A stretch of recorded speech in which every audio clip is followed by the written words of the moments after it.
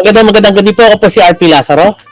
Magandang gabi po. Ito na naman ang paligaya ng tupat, babayang banal, Cristiano Manyaki, siyang hindi nindot na walang palinturo. Ang pantas na talipandas, ang komentawistang kupal, ka Dennis Reyes. Magandang gabi po. Nagbabalik po kami after more than 1 week na wala kami. Yun naman, a few days. A few days. Last week yun eh. Last week na, Thursday yata yung kay Dick Bautista. Medyo matagal. Natagalan tayo before that. Diba? Oo, medyo trapaso. Talagang panahon eh. Pasensya na po. Medyo, may mga nagkasakit kami pareho. So, matagal na wala. Babawi ho kami. Bumabawi kami. Oo. Medyo ang pag-uusapan ho natin ngayon, yung taong gustong maging ombudsman. Na dinadasal ko na sana hindi. Kasi medyo hindi naman din ganun kalinis ang record niya para maging ombudsman. Alam niyo na ba kung sino pinag-uusapan natin? Ayan. May kapatid siya sa DILG. O yan. So, ayan. Knowing na yan ang pinag-uusapan, medyo hindi ko alam kung unang tanong ka, Denise. Yan ba talaga pro bongbong? O may pag-BTS? Here, okay. The Remullas, historically, kahit na yung tatay nila, si Gilbert, are pragmatic politicians. Which means? They're for the Remullas. They're for themselves. They're for themselves. Okay. Kung magaling silang sumayaw, because alam nila na meron silang baluarte. So kahit kanino sila tumalon, kailangan sila. Ang kailangan lang nila, right timing. Diba? I mean, Cavite yan. That is one of the most vote-rich It is. Actually, number 1, di ba? O Pangasinan. It is the biggest. The biggest. Diba, I think it's Pangasinan in terms of geography is the biggest. Pero in terms of population, voter population. Cavite is number 1. Cavite is number 1. So, malakas talaga yan. So, walang hindi tatanggap sa kanila. Okay? Pagka tinignan mo, the thing is, may mga kulo-kulo na they're positioning themselves beyond what they are. Kasi mabango for a time si John Dick. Remember yung social media, bago mag-eleksyon, di ba? Yung bago siya ma-appoint na DILG, kaya siya na-appoint DILG eh. Gaganda ng mga proclamations niya, ang ganda ng mga pronouncements niya. And people gwapo pa si John Dick. So people really like him. Mukhang nag-collapse ngayon dun sa nangyari yung pagkakatanggal kay General Torre. Kasi ang dami naglalabasan. Torre is very good at his job. He did nothing but his job. Ako, yan ang masasabi ko dyan.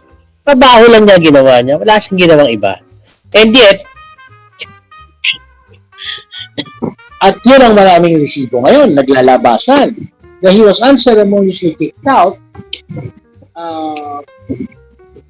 supposedly dahil dun sa insertions.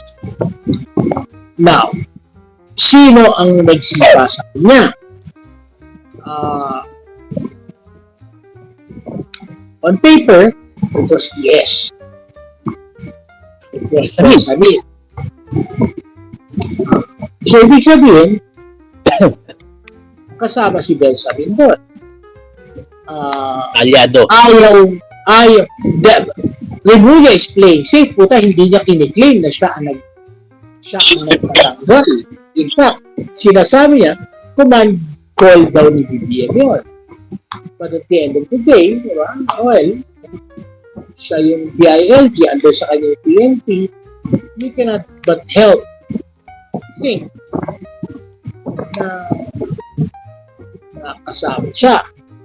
The controversy na lumalabas behind that is yung controversial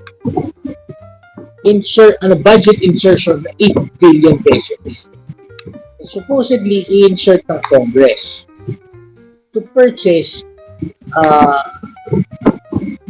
556 millimeter rifles.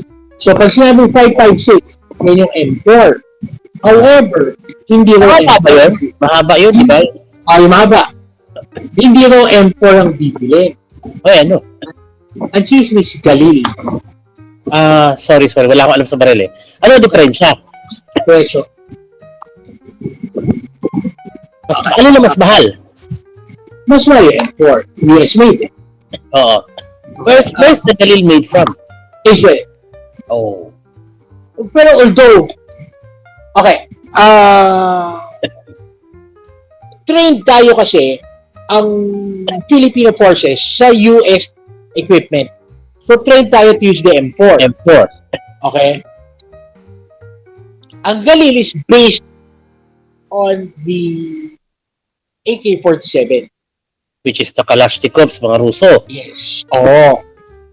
Galil ang AK-47 in 5.56. I see. Pero as a gun enthusiast, maganda ang Galil. Maganda talaga. Pero, effective ba yan sa mga pulis natin?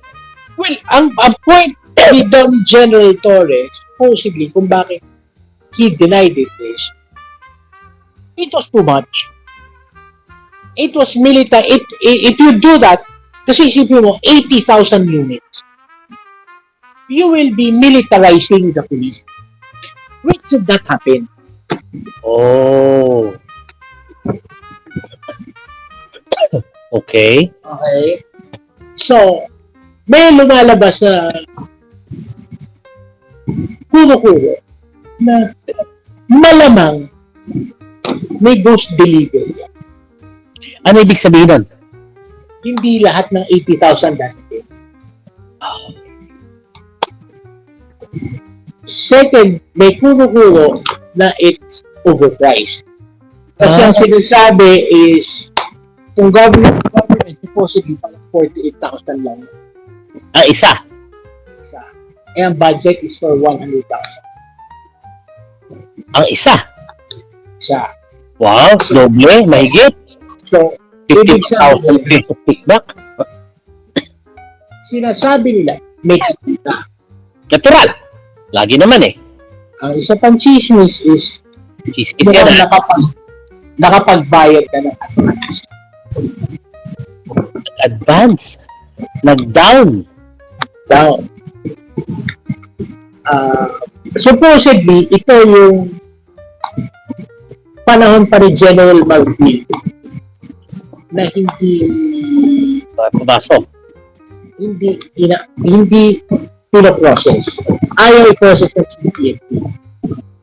Kasi, Same reason. Remember, si General Malvin naman, laking Catholic school. Takon yan eh. Tao Catholic school si Malvin eh. Ahid lang sa akin ng 2 taon yan eh. Ang kabasya si Kim Peña. Kid Peña. Vice So, Mayor. laking pari yan. Eh, ang Pao Catholic School, ibig sabihin, pag nag-aaral ka dyan, nag-aaral ka mula elementary. Usually. At si Malvin, paaral ng mga fraile, ng mga Belgian priests. So, ultra-conservative yun. So, ibig sabihin, medyo... Kaya, ang merong pagbabasihan yung chismis na he was against that purchase because it's also about militarizing civilian forces.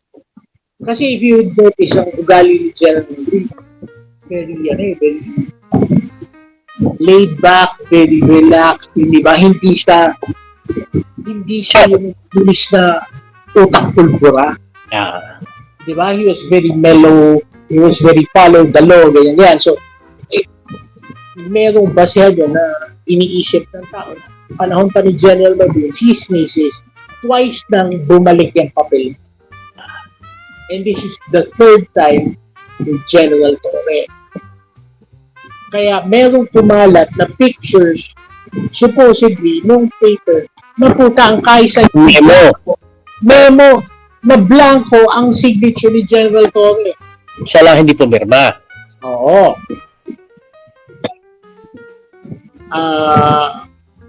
Siyempre, ito, tinilay ito ng DILG. It's Siyempre.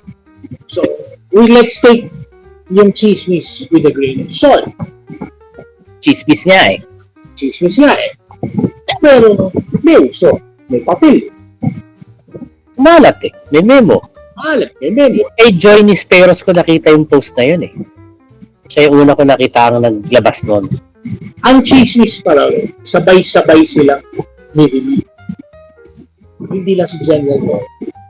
Sino kasama? Sila Jim Pahardo. Si Sila Kapas. General Macapas. Si Jim Pahardo controller. Pagka-take over nila, wala nang laban yung office sa controller. Tinangay na nila yung files. Ang chismis is, that was the reason bakit lumutang daw si Jen. Well, sabi I'm not Chismis. chismis.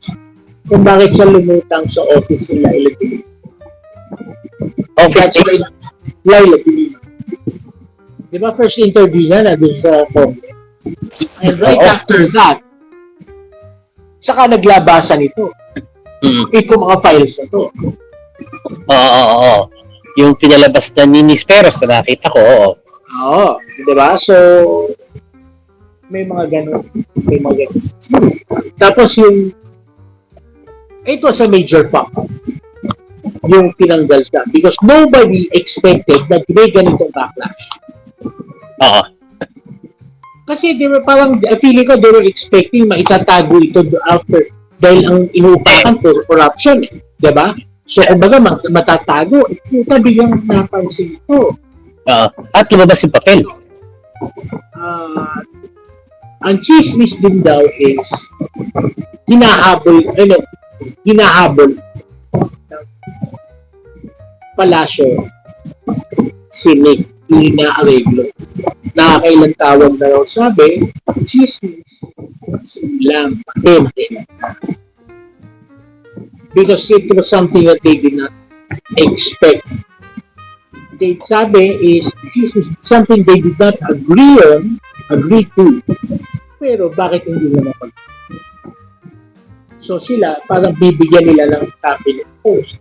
And according sa pronouncement ni General Torre, hindi, okay lang ako. Police pa rin naman ako. The only four-star general.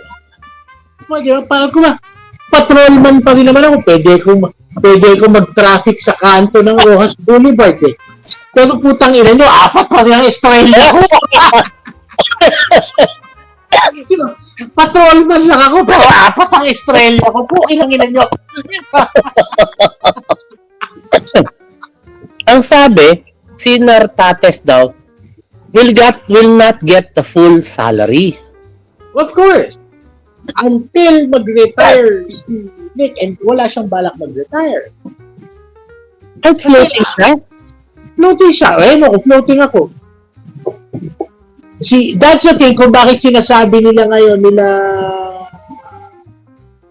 Remulla, na baka kasuhan siya na punto. Para matagal sa kanya 4. The thing is, they cannot do that. Hindi nila matatanggal yung 4. Kasi, okay, actually, merong legal opinion na even the removal of General Torre was illegal. Or irregular at least. Pero it was definitely irregular. Pero kung makikialaman na Polco na tatanggalin sa kanya yung 4, that is illegal. Sinasabi na may mga ganong opinion. So that's why medyo nahihirapan ata silang gawa ng paraan pa pa. Because unless he retires, 4 pa rin siya. Oo.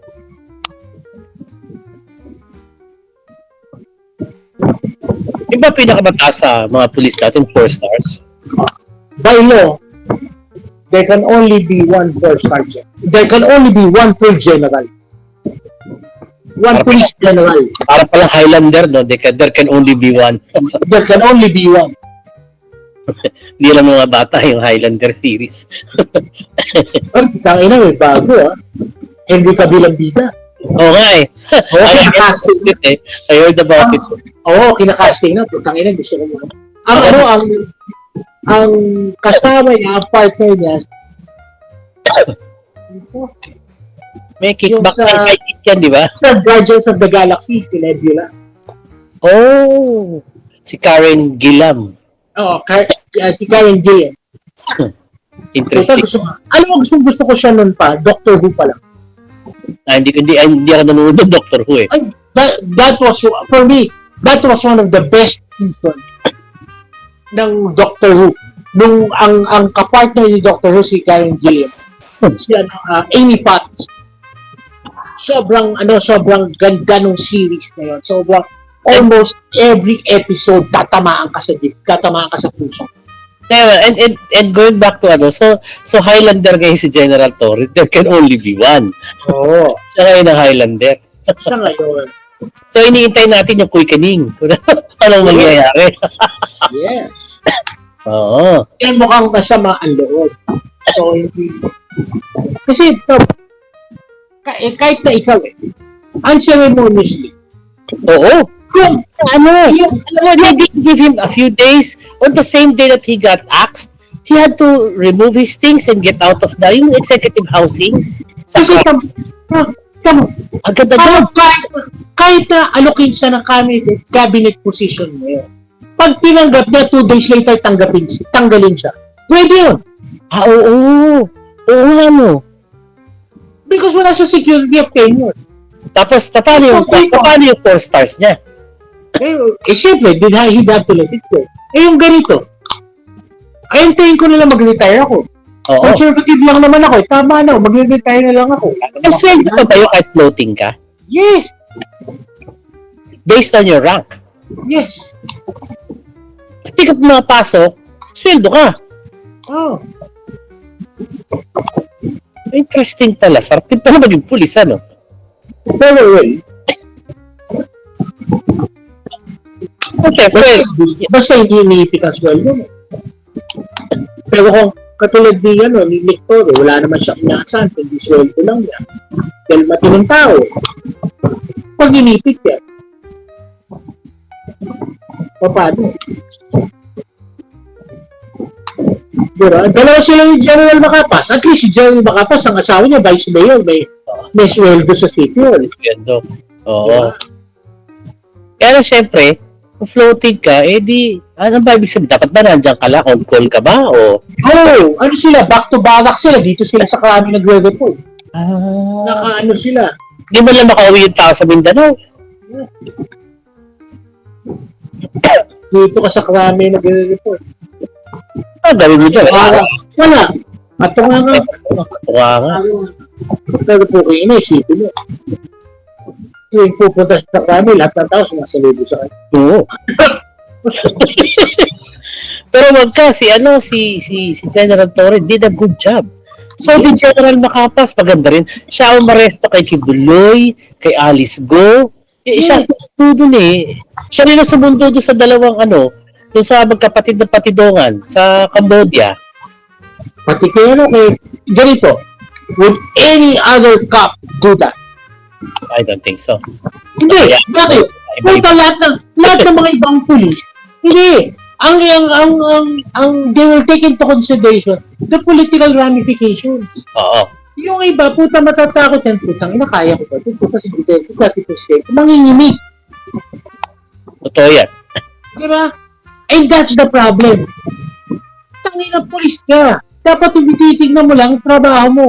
Bilang pulis, hindi mo titignan dapat kung sino yung Ito naman, ina-arresto mo. reality check lang. Ano ba nangyari sa kanila after they did their job? Diba? Yun naman ginawa sa kanila. Yun na mahirap. Diba? Kaya ako sa akin, grabe ang simpatya ng tao kila. Sabi nga nila, all good deeds, no good deed goes unpunished. Tulad niya. Malukot doon. pagka tinanggal sila, pagka kinasuhan niya na polvo, para matanggal sa kanya yung 4. Cooking ina, napakalaking iskandalo lalo. Teka, ano naman may kakaso sa kanya? Hindi, Ano yung bet ko na, ano? whatever it is, para lang matanggal sa kanya yung 4-star. Para mabigay ka ng status. Gagawa ng dahilan yun. Kasi si Darpates, pipirma doon sa mga galil. And yun, so, ang mangyayari doon, mas lalakas ang simpatsa ng tao kay General. Yun ang may tayo. Yun ang blessing. Kaya ako for me, if I was General Torre, yun ang blessing na matatanggap niya. Because this means a run for higher office. However, I don't think pumasok sa utak ng mama. At sa tingin niya, gano'n yung police pa rin siya. He does not realize that he is more than just a policeman. These two guys have become icons eh. In my more than icons. Ang tingin ko they have become a symbol of a nation's frustration. Yan. Kasi ito na lang yung tinitingnan natin na gagawa ng tama eh. Tapos gaganyanin nila. Oo. Yun yan eh. Yun ang they are a symbol of a nation's frustration. Mas malakas yun.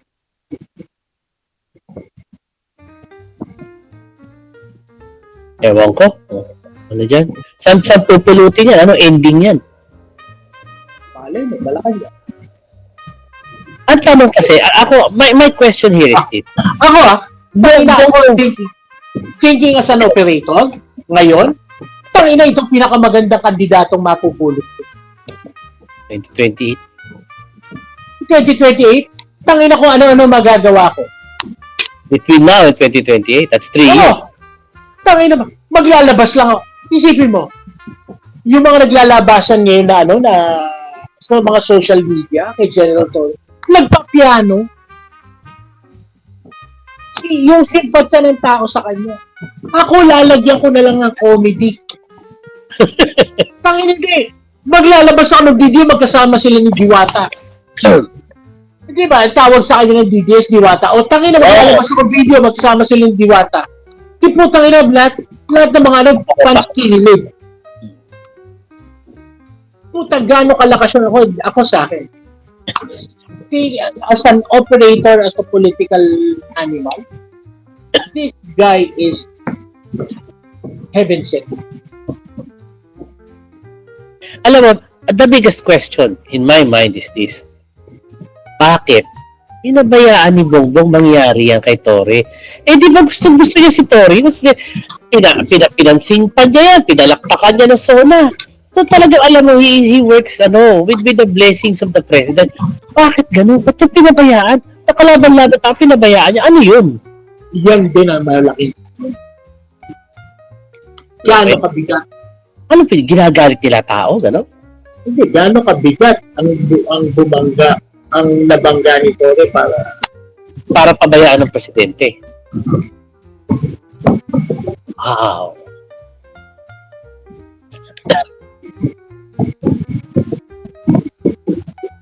Ano yan? Sindikato ba binangga niya? Ano ba yan? Makes me wonder. Sindikato ba yan? On the face of it, ang tanong, sino kita? Oo. Kung nagbigay niya ng paunang bayad, ang tanong ko dun, mamayan perspective again, sino nagbigay kanino? Well, yan, hindi natin mas. Sino nagbigay ng paunang bayad kanino? Yan ang hindi natin masagot. Para bang yan, nauuna yung kickback bago yung project? Pero kung hindi mo kayang sagutin yan sa sarili, hindi ka dapat nanonood dito. Okay na lang din yung pag-isipan kung hindi mo masagot lahat. Nandiyan na lahat ng clues. Nakita mo na kung sino mga pumirma. Oo. Nandun sa papel. Pa-flash natin yan dito. Sino ang nag-request? Kanino ni-request? Sino ang nagtanggal? Sino ang pinanggalingan ng memo? Sino ang pinanggalingan ng memo? Papunta kanino ang memo? At sino ang nagtanggal? Ganun lang yun. Yun lang ang mga tanong mo. Ay, ba yan? Something to think about. Something to keep us all up at night. Kung hindi mo kayang sagutin yan, huwag ka nang manood dito. Kasi nandyan naman ang lahat ng sagot eh. Pero, Huwag ka na lahat na sagot eh. ako ang tanong ko pa rin is, ba't pinabayaan ng Pangulo? Yun ang Yan ano. ang mabigat na tanong. Bakit si Bersamin nandyan pa? Let's face it. Eh mga Yan ang chismis. Hindi naman na daw ganun ka well-loved si Bersamin. Eh bakit nandyan pa? Well, it never was. Bakit may kapangyarihan pa? Why does he still make things happen? Ganyan ba walang kapangyarihan? Sino ba talaga who's really running things?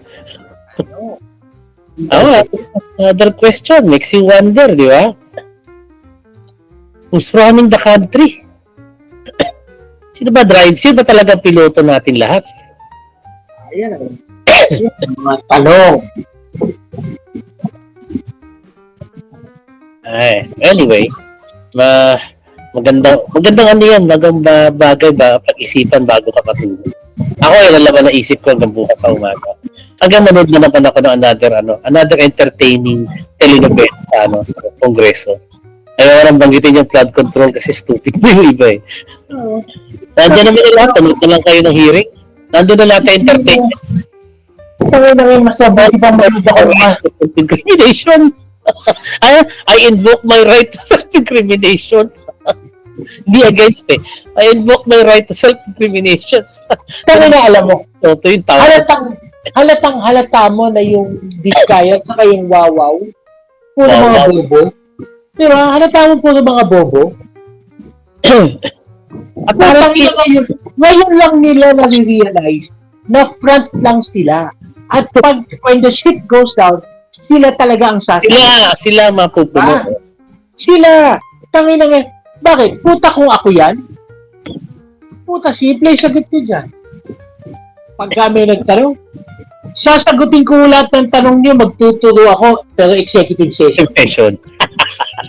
Okay na parang yung ginawa ni Atong Ang. Kaya di ba puta na tahimik si Bato?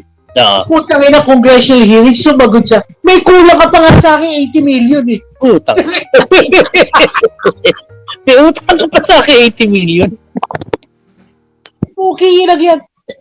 Tapos humingi na executive session. Oh. Nung humingi na executive session, tangina, nasaan napunta yung hearing? Nawala. Nawala. Tangina. Diba, pagdating doon, puta, ako yung Diskaya, magtuturo ako. Oo. Bakit? Tangina, obvious, sino nagbigay ng break sa Diskaya? Si Bongo. Eusebius. Ha? Bongo ba o Iska o the Eusebius? Si Bongo ang nagbigay sa kanila ng flood control. Oo, kasi 2016. Sila Yes. unang PPWH. Oo. Sino ang unang-unang partner nila? Si LTG. Yeah! Diba? LTG, pero wala daw siya doon. Hindi daw siya Siya ibig sabihin, magaling sila mag-akyat. Diba? Saka ang sabi ni Senator Bongo, sabi niya, kasi kasuhin daw yung rescue effort kaysa daw intindihin yung mga flood control na yan. Sinabi niya yun. Sa social media yun, di ba? So, Ano yung si kaso nyo? tangin na ngayon. Executive session. Saka magtutulog. O, di ba, boss? Ikaw, ito tinanggap mo sa akin. O ikaw, ito rin ang tinanggap mo sa akin. Baka naman yan, di? Baka syempre, takot yan, baka banatan. May anak eh. Hindi, seryoso. Hindi, kaya nga. Baka ma-riding in tandem na lang yan. Bumili na software sa kanto, biglang marin sa ulo. Ang ibig doon, putang ina dapat noong papel. Ganun sila kaya hindi nila kayang tumakas sa Pilipinas bago mag-congressional hearing. Yung mga anak nila dapat pinaalis na nila. Oo. Diba? Tapos putang ina, tsaka mag-ganun. Putang ina, boss, executive session, magtuturo ako. Tangin na tingnan mo kung hindi natigil yung hearing niya. Ayaw niya rin kasi gusto niya lang yan magpatuloy yung ano. Siyempre, oras na magturo ka, tapos ang maliligayang araw mo. Putol lang grito. Patay na grito. Puta, pag nagtuyo ka, hindi ka rin makukulong. Ay ngayon, ano mangyayari sa kanya? Johnny Clim Napoles. Siya lang ang nakakulong. Lahat ng senador, laya. Lahat nakalaya. Lahat laya. Siya lang ang kulong. Janet Lim Napoles, dapat ano yan, pinag-aaralan. Kung may eskwelahan man yung mga kurakot na yan, dapat sa Janet Lim Napoles, case study nila yan. Do not be like her. Do not be left holding the bag for everybody. Yan. Dapat puta handa ka magturo. Kaya mong kumanta. Oo. Ikanta mo na. Kasi, total, nakukulong ka lang naman din eh. Patay naman ng grito eh. Sige. Sige. Tayo. Diba? Ganun lang yun. Ayaw niya eh. O baka hindi pa siya, alam mo sa totoo lang si Diskaya, siya nag-umpisa ng problema niya eh. Nagpa-interview siya eh. Nagyabang siya eh. Kundi siya tumahimik siya. Kasi tapos sa problema niya. Tatangad-tangad. Naghangad. That's the thing, naghangad. Inamin niya na yung siyam na kumpanya niya, maglalaban-laban, yung pala, lahat pala siya din na may-ari. Tama, puta, ikaw na yung contractor ng Comelec, putang inatatakbo ka pa. Hindi nagsimula lahat yun. Oo, contractor ka na eh. Naghangad ka pa ng posisyon. Tangina, ikaw na yung kapartner ng Miro. Oo. Puta, di ba? Automated election, kapartner ka na. Tangina, naghangad ka pa, putang ina, tumakbo ka pa. Alam mo, mas pakapangyarihan yung mga nasa likod. Kasi wala yan sa public eye. And that's always been the case with the most powerful people. They are never in the public eye. You'll never see them coming. Dapat hindi na siya po ba? Oo. Yan po ito. Na tipong amay ito hangganan, boss. Masyado nang halata pag tumakbo ako pa. Oo. Siya din may gusto eh. Gusto niya rin eh. Parang yung alam mo yung mga Duterte, kung yan manahimik sa Davao, wala siya sa hig ngayon. Diba? Hubris. Oo. Hubris nga naman. Yan. Had you stayed quiet in your town, you'd still be the king. Sila kayo nila, what's his name, yung rapist, si Bloy. Tahimik kayo, rape more children, plunder the town, you'll be fine, you'll be quiet. Just they wanted to plunder the country. Not all mountains are meant to be conquered. Ang daming tatamaan. Dapat masyahang ka na. Ari ka na sa maliit na bayan eh. Naghangad ka pa. Magswapang. Enter your greed. Wala eh. Anyway, dito natatapos ang ating kalahating oras ng pagkukwentuhan at maganda to kasi mapakita natin yung mga pictures, yung mga documents na sinasabi mo. And then they will see para maintindihan nila yung konteksto. Hindi naman na kwentong barbero lang.